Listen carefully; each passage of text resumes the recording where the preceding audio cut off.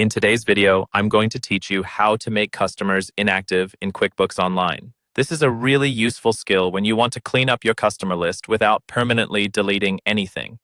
Making a customer inactive simply hides them from your day-to-day lists and reports, but keeps their past transactions and history intact, which is important for accurate records and reporting. First, sign into your QuickBooks Online account and make sure you're on the main dashboard. From here, look to the menu on the left-hand side of your screen. Find and click on Sales. This is where QuickBooks groups everything related to customers, products, and sales activity. Once the sales page opens, you'll see a few different tabs near the top. Click on the tab labeled Customers.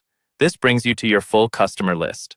On the Customers page, you'll see a table with all your customers, usually showing their names, balances, and some other basic information. Take a moment to scroll through and identify the customers you want to make inactive. These might be clients you no longer work with, test customers you created while learning the system, or old records that you just don't need to see every day. To select customers, look for the small checkbox on the left side of each customer's name. Click the checkbox next to each customer you want to make inactive. You can select one customer or several at once.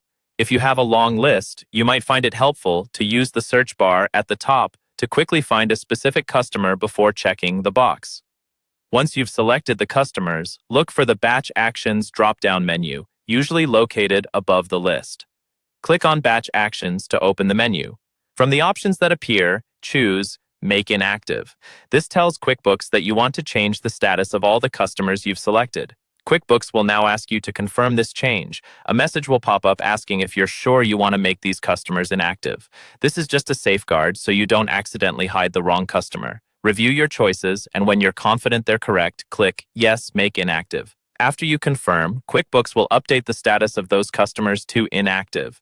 They'll disappear from your active customer list, helping keep your workspace organized and focused only on the customers you're currently working with, while still preserving your historical data behind the scenes.